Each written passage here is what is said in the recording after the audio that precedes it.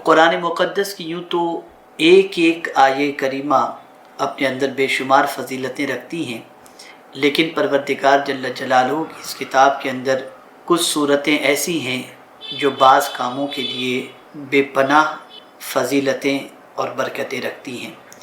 آئیے میں آپ کو احادیث رسول صلی اللہ علیہ وسلم کی روشنی میں آج سورہ کہف کی فضیلت پیش کرنے کی سعادت حاصل کروں، اور آپ دیکھیں کہ یہ ایک سورہ مبارکہ ہمارے لیے کیسے کیسے موقع پر سکون کا سامان فراہم کرتی ہے۔ حضرت ابو اسحاق رضی اللہ تعالیٰ عنہ سے مروی ہے، وہ کہتے ہیں کہ میں نے حضرت براء ابن عازب رضی اللہ تعالیٰ عنہ کو فرماتے ہوئے سنا کہ ایک شخص سورہ کہف پڑھ رہا تھا کہ اچانک اس نے اپنے چوپائے کو دیکھا کہ وہ بدک رہا ہے اور ایک بادل نمودار ہو رہا ہے۔ وہ رسول اللہ صلی اللہ علیہ وسلم کے پاس آیا اور آقا کریم صلی اللہ علیہ وسلم سے ماجرا بیان کیا۔ نبی اکرم صلی اللہ علیہ وسلم نے فرمایا، یہ سکینہ ہے جو قرآن مقدس کے ساتھ نازل ہوا ہے۔ یعنی سورہ کہف کی تلاوت کرنے والا جب سورہ کہف کی تلاوت کر رہا تھا تو پروردگار جل جلالہ نے آسمان پر ایک بادل کو نمودار فرمایا، جسے اس نے دیکھا، اور پھر رسول اعظم صلی اللہ علیہ وسلم کی بارگاہ میں اس نے عرض کیا تو پیغمبر رحمت صلی اللہ علیہ وسلم نے اسے سکینہ فرمایا کہ قرآن کی تلاوت کرنے کے ساتھ ساتھ اللہ تعالیٰ سکینہ نازل فرمایا ہے۔ وہ کون سی سورت تلاوت کر رہے تھے؟ تو حضرت براء ابن عازب رضی اللہ تعالیٰ عنہ فرماتے ہیں وہ سورہ کہف کی تلاوت کر رہے تھے۔ پتہ چلا جب کوئی سورہ کہف کی تلاوت کرتا ہے تو اللہ تعالیٰ اس کے قلب پر سکون نازل فرماتا ہے اور اسے سکون کی دولت سے مالا مال فرماتا ہے۔ اسی طریقے سے حضرت ابو درداء رضی اللہ تعالیٰ عنہ سے مروی ہے کہ آقا کریم صلی اللہ علیہ وسلم نے ارشاد فرمایا، جس نے سورہ کہف کی پہلی 3 آیتیں پڑھی وہ دجال کے فتنے سے محفوظ رہے گا۔ فتنہ دجال کتنا بڑا ہے اس کو سمجھنا ہے تو یوں سمجھیں، حضرت آدم علیہ السلام سے لے کر پیغمبر رحمت صلی اللہ علیہ وسلم تک جتنے بھی انبیاء اور رسول تشریف لائے سب نے اللہ کی پناہ مانگی فتنہ دجال سے۔ خود رسول اعظم صلی اللہ علیہ وسلم دعا کرتے تھے، اللہم انی اعوذ بک من فتنۃ المسیح الدجال۔ میرے پیارے آقا صلی اللہ علیہ وسلم کے پیارے دیوانوں، یہ بہت بڑا فتنہ ہے، بہت بڑی آزمائش ہے دجال کے سلسلے میں، یعنی دجال کی آزمائش بہت بڑی آزمائش ہے۔ اسی طریقے سے آقا کریم صلی اللہ علیہ وسلم نے ارشاد فرمایا، من حفظ 10 آیات من اول سورۃ الکہف عصم من فتنۃ الدجال، جو سورہ کہف کی شروع کی 10 آیتیں یاد کر لے وہ دجال کے فتنے سے محفوظ رہے گا۔ سبحان اللہ۔ میرے پیارے آقا صلی اللہ تعالی علیہ وسلم کے پیارے دیوانوں، بہت بڑا فتنہ ہے، اس کی وجہ سے بہت ساروں کے ایمان چلے جائیں گے، اور بہت سارے سورہ کہف کی 10 آیات کی وجہ سے اور اللہ کی پناہ مانگنے کی وجہ سے فتنہ دجال سے محفوظ و مامون رہیں گے۔ اسی طریقے سے حضرت ابو سعید رضی اللہ تعالیٰ عنہ سے مروی ہے کہ نبی اکرم صلی اللہ علیہ وسلم نے ارشاد فرمایا، جس نے جمعہ کے دن سورہ کہف کی تلاوت کی اس کے لیے اس جمعہ سے اگلے جمعہ تک ایک نور ہوگا۔ سبحان اللہ۔ اسی طریقے سے حضرت ابو سعید خدری رضی اللہ تعالیٰ عنہ سے مروی ہے کہ رسول اللہ صلی اللہ علیہ وسلم نے ارشاد فرمایا، جس نے سورہ کہف کو ویسے پڑھا جیسے نازل ہوئی ہے تو اس کی قبر سے مکہ تک نور ہی نور ہوگا۔ سبحان اللہ۔ اب اس سورہ مبارکہ کا پڑھنے والا کہیں بھی مرے اور کہیں بھی دفن کیا جائے، لیکن اللہ تعالیٰ اس سورہ مبارکہ کے پڑھنے والے کے لیے اس کی قبر سے لے کر مکہ تک نور ہی نور کر دے گا۔ سبحان اللہ۔ حضرت عبداللہ ابن فروہ رضی اللہ تعالیٰ عنہ سے مروی ہے کہ رسول اللہ صلی اللہ علیہ وسلم نے ارشاد فرمایا، کیا میں تمہیں ایسی صورت سے آگاہ نہ کروں کہ جب وہ نازل ہوئی تو اس کی عظمت نے زمین اور آسمان کے درمیانی خلا کو بھر دیا، ایسے ہی اس کے پڑھنے والے کو ثواب نصیب ہوگا۔ یعنی جب کوئی سورہ کہف کی تلاوت کرے گا تو زمین و آسمان کے درمیان جو اسپیس ہے، جو گیپ ہے، اللہ تعالیٰ اس کے برابر اسے ثواب عطا فرمائے گا۔ سب نے عرض کی ہمیں اس سے آگاہ فرمائیے۔ آقا کریم صلی اللہ علیہ وسلم نے فرمایا وہ سورہ کہف ہے، جو اسے جمعہ کے روز پڑھے گا اس کے آنے والے جمعہ تک کے تمام گناہ بخش دیے جائیں گے، اور مزید اس کے علاوہ اور 3 روز کے گناہ بھی، اور قیامت میں اسے ایسا نور عطا ہوگا جس کی کرنیں آسمان تک پہنچیں گی، اور وہ دجال کے فتنے سے محفوظ رہے گا۔ میرے پیارے آقا صلی اللہ تعالی علیہ وسلم کے پیارے دیوانوں، اسی کے ساتھ آقا کریم صلی اللہ علیہ وسلم کا ایک ارشاد گرامی مزید سماعت فرمائیں جو تفسیر روح البیان میں موجود ہے۔ حضرت ابی بن کعب رضی اللہ تعالیٰ عنہ سے مروی ہے کہ حضور رحمت عالم صلی اللہ علیہ وسلم نے ارشاد فرمایا جو شخص سورہ کہف پڑھتا ہے وہ 8 دن تک ہر فتنے سے محفوظ رہتا ہے۔ حضرت جابر رضی اللہ تعالیٰ عنہ سے مروی ہے، آپ فرماتے ہیں کہ رسول اللہ صلی اللہ علیہ وسلم روزانہ سونے سے پہلے سورہ الف لام میم سجدہ اور سورہ کہف کی تلاوت کیا کرتے تھے۔ میرے پیارے آقا صلی اللہ تعالی علیہ وسلم کے پیارے دیوانوں، یہ مختصر میں نے سورہ کہف کی فضیلت آپ کی سماعتوں کے حوالے کیا۔ میں گزارش کرتا ہوں کہ سورہ کہف اگر پوری یاد کر لیں تو سبحان اللہ، ورنہ کم از کم سورہ کہف کی ابتدائی 10 آیات کو حفظ کر لیں، انشاءاللہ دجال کے فتنے سے محفوظ رہیں گے۔ اور روز کوشش کریں کہ ہر جمعہ کو سورہ کہف کی تلاوت کریں، انشاءاللہ العظیم اس کی برکتیں صرف زمین کے اوپر نہیں بلکہ قبر میں جانے کے بعد بھی اس کی برکتیں نصیب ہوں گی۔ اللہ تعالیٰ پوری دنیا کے مسلمانوں کو توفیق عطا فرمائے کہ وہ یوم جمعہ کو، اور اگر اللہ توفیق دے تو روزانہ رات کو سورہ کہف کی تلاوت کے عادی بن جائیں۔ اللہ تعالیٰ قرآن مقدس اور خاص طور پر سورہ کہف کی برکتوں سے ہم سب کو مالا مال فرمائے۔ میرے پیارے آقا صلی اللہ تعالی علیہ وسلم کے پیارے دیوانوں، دنیا میں بسنے والا کوئی بھی انسان خود کو کبھی کمزور یا ناتواں دیکھنا پسند نہیں کرتا۔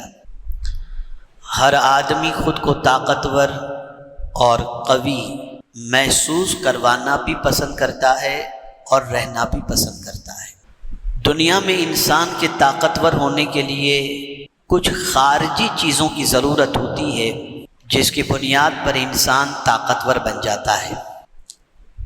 انسان کے پاس اگر مال ہے تو مال کی بنیاد پر وہ طاقتور محسوس کیا جاتا ہے، اس کے تعلقات اچھے ہیں، اعلیٰ درجے کے لوگوں کے ساتھ یا طاقتوروں کے ساتھ، تو انسان اسے بھی طاقتور محسوس کرتا ہے۔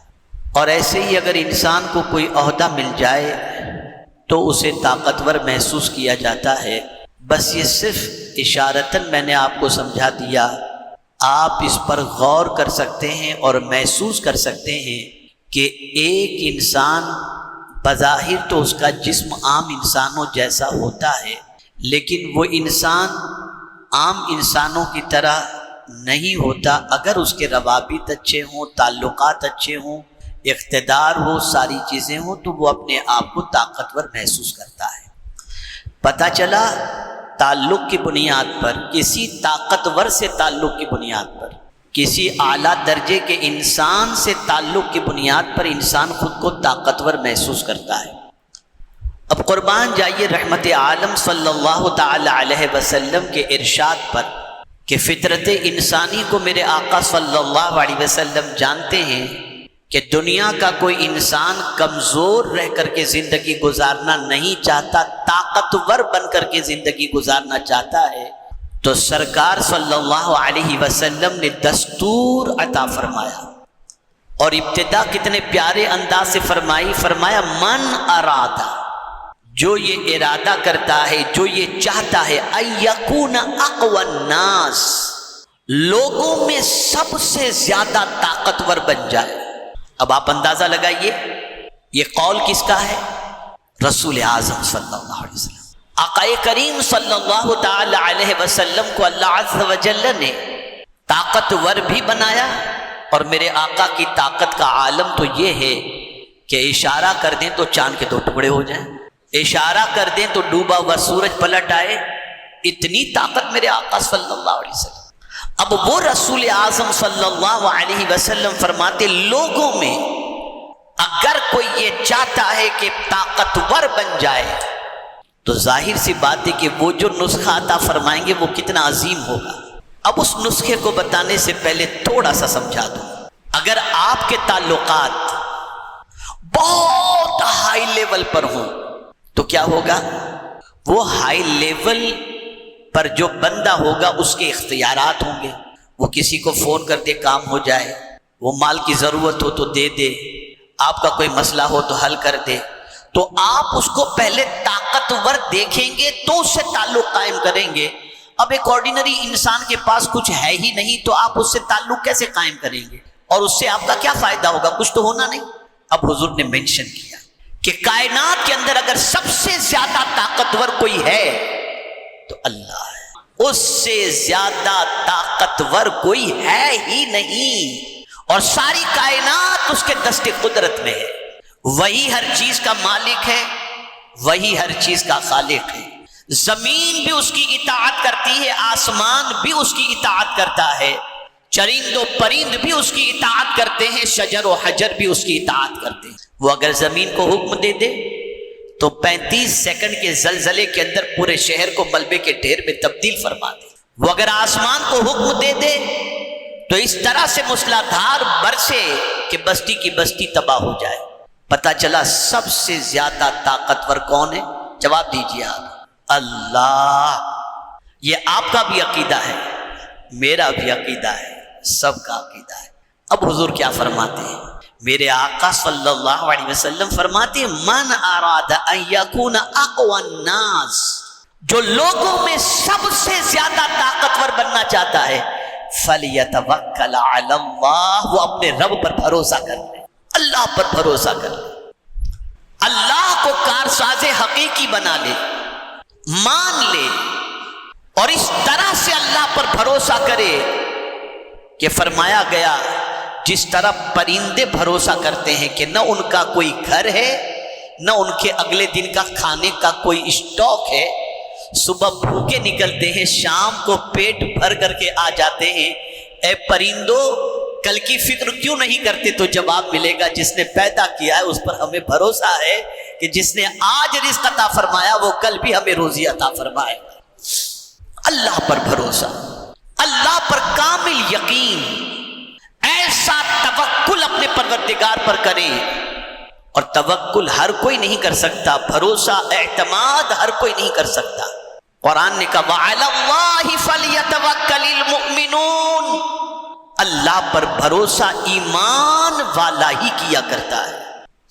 جس کے سینے میں ایمان ہوگا وہ ہزار اس کے سامنے مسائل کے پہاڑ اور مصائب کے پہاڑ کھڑے ہوں، وہ اپنے رب پر اس طریقے سے بھروسہ کرے گا کہ میرا رب سب سے زیادہ طاقتور ہے، وہ چاہے تو سمندر میں راستے پیدا کر دے جو اس کے دست قدرت میں۔ آئیے میں آپ کو ایک واقعے کے ذریعے سمجھاؤں۔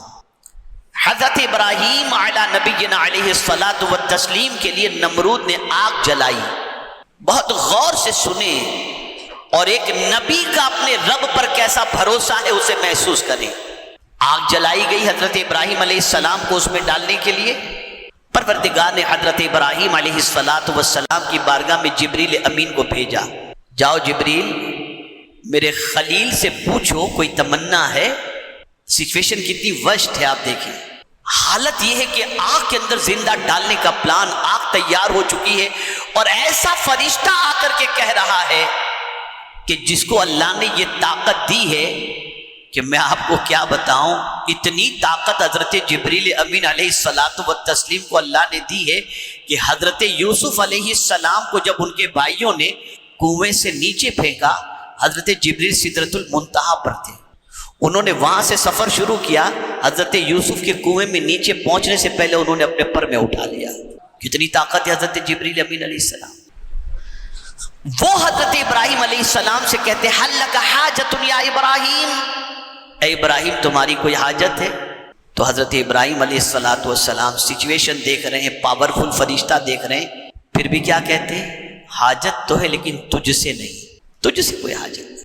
تو کہا ٹھیک ہے اپنے رب ہی سے اپنی حاجت پیش کر دیجئے، آپ مجھ سے نہیں کہہ رہے ہیں آپ کی حاجت، تو اپنے رب ہی سے کہہ دیں۔ یہ ایک مقام ہوتا ہے محبت کے اندر کہ آدمی جب محبت میں بہت اونچے مقام پر چلا جاتا ہے، کوئی وقت ایسا آتا ہے انسان کی زندگی میں، جیسے ہمیشہ ہمیں رونا اللہ کی محبت میں نہیں آتا، دعاؤں میں نہیں آتا، لیکن کبھی یہ کیفیت بن جاتی ہے کہ ہم اللہ کی محبت میں اتنے ڈوب جاتے ہیں کہ ساون بھادو کی طرح آنسو نکلنے لگ جاتے ہیں۔ تو ایک مقام محبوبیت ہے، وہ محبوبیت کے مقام پر انسان پہنچ جاتا ہے تو پھر مچلنے لگتا ہے اور اس کے ناز اٹھائے جاتے ہیں۔ تو حضرت ابراہیم علیہ السلام سے جب کہا گیا چلو اپنے رب ہی سے عرض کر دو، مجھ سے نہیں کہتے تو اپنے رب ہی سے عرض کر دو، وہاں بھی مچلتے ہیں حضرت ابراہیم، اس سے کیا عرض کرو، وہ تو مجھ سے زیادہ میری حالت سے باخبر ہے، مجھ سے زیادہ میری حالت سے باخبر ہے۔ یعنی کتنا بڑا توکل۔ اور اس وقت حضرت ابراہیم علیہ السلام کی زبان پر جو چیز تھی، جو دعا تھی، مفسرین فرماتے ہیں اس وقت حضرت ابراہیم علیہ السلام کی زبان پر یہ دعا تھی، حسبنا اللہ و نعم الوکیل، اللہ میرے لیے کافی ہے اور وہ بہترین کارساز ہے۔ اب اس توکل کا نتیجہ کیا نکلا؟ دشمن نے آگ میں ڈالا اور اللہ نے آگ کو باغ میں تبدیل فرما دیا۔ تو طاقتور اللہ ہے، قوت والا اللہ ہے۔ بڑی معذرت کے ساتھ میں عرض کرتا ہوں، مومن کا، جملے پہ توجہ چاہوں گا، مومن کا، آج کے مسلمان کا سب پر تو بھروسہ ہے، رب پر بھروسہ نہیں، رب پر بھروسہ نہیں۔ اپنے رب سے توکل مضبوط کریں، اپنے پروردگار سے پروردگار پر بھروسہ مضبوط کریں، ایسا توکل کریں، ایسا بھروسہ کریں کہ مجھے میرے رب کی ذات سے امید ہے کہ وہ مجھے ضائع ہونے سے بچا لے گا اور ہر مصیبت کے اندر میرا پروردگار میری مدد فرمائے گا۔ اگر انسان کا اللہ پر توکل ہو، ناجائز دھندے نہیں کرے گا، انسان کا اللہ پر توکل ہو، دشمنوں سے سانٹ گانٹ نہیں کرے گا، انسان کا اللہ پر بھروسہ ہو، اپنا ایمان نہیں بیچے گا، انسان کا اللہ پر بھروسہ ہو تو انسان اپنی زندگی کو قانون الہی اور قانون رسول صلی اللہ علیہ وسلم کے سانچے میں ڈھال دے۔ اور پھر جب کوئی بندہ اپنے رب پر بھروسہ کرنے لگتا ہے، میرا مولا ہے، میرا پروردگار ہے، وہ میری شہ رگ سے زیادہ قریب ہے، وہ خود فرماتا ہے نحن اقرب الیہ من حبل الورید، وہ خود فرماتا ہے امن یجیب المضطر اذا دعا، کون ہے جو بے قرار کی فریاد سنتا ہے، ویکشف السوء، اور اس کی پریشانیوں کو دور کرتا ہے، کون ہے جو روزی عطا کرتا ہے، وما من دابۃ فی الارض الا علی اللہ رزقها، کون ہے جو عزت دیتا ہے، وتعز من تشاء وتذل من تشاء بیدک الخیر، کون ہے جو زندگی دیتا ہے، اللہ ہے، کون ہے جو موت دیتا ہے، اللہ ہے، سب کچھ اس کے دست قدرت میں ہے۔ اور ایک آخری بات عرض کر کے میں آپ کی توجہ کو اور آپ کے ایمان کو پختہ کر دوں تاکہ آپ قرآن کی اس آیت کی روشنی میں اپنے رب پر بھروسہ کر کے کمزور نہیں، حضور کے فرمان کی روشنی میں طاقتور بن جائیں۔ آپ نے کسی منسٹر پر بھروسہ کیا تھا، اس سے آپ کے تعلقات تھے، کسی مالدار پر بھروسہ کیا تھا، اس سے آپ کے تعلقات تھے، کسی بہت بڑی پہنچ والے سے آپ کے تعلقات تھے، اس پر آپ کا بھروسہ تھا، لیکن وہ پرماننٹ زندہ رہے گا؟ اب جواب دیجئے، مجھے جواب دیجئے نا، نہیں نا، موت تو آنی ہے، آپ اس کے بھروسے پر کام کر رہے تھے، موت آ گئی، اب آپ کیا کریں گے؟ تو پتہ چلا جتنے انسانوں پر تم بھروسہ کرتے ہو وہ مر جانے والے ہیں، کوئی زندہ رہنے والا نہیں۔ ایسے پر بھروسہ کرو جس کو کبھی موت آنے والی ہے ہی نہیں، اور وہ ذات کون سی ہے؟ وَتَوَكَّلْ عَلَى الْحَيِّ الَّذِي لَا يَمُوتُ، اس اللہ پر بھروسہ کرو جو ہمیشہ سے زندہ ہے اور ہمیشہ زندہ رہنے والا ہے، جس کے لیے کوئی موت نہیں۔ اور جب کوئی اللہ پر بھروسہ کرنے لگ جائے تو قرآن کہتا ان اللہ یحب المتوکلین، کہ اس توکل اور بھروسہ کرنے والے سے اللہ محبت کرنے لگ جاتا ہے۔ یہ موضوع بہت سمجھنے کے لائق ہے، اور ایمان کی پختگی کے لیے حالات کچھ بھی بنتے ہوں، لیکن آپ یہ سمجھ لیں کہ آپ کا باپ جب آپ کو تکلیف میں نہیں دیکھ سکتا تو ہزاروں باپ اور ماں سے مہربان پروردگار جو ہمارا ہے وہ ہمارے ہر حال سے باخبر ہے۔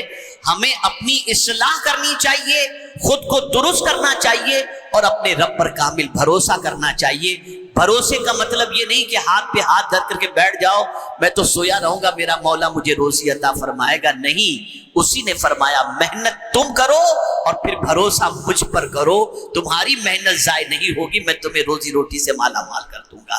اللہ رب العزت جل جلالہ مجھے آپ کو سب کو اپنے اور اپنے پیارے حبیب صلی اللہ علیہ وسلم کے ارشادات پر عمل کی توفیق نصیب فرمائے، اور ہمیں اپنے پالنہار حقیقی معبود برحق قادر مطلق پروردگار پر کامل بھروسہ کرنے کی توفیق نصیب فرمائے۔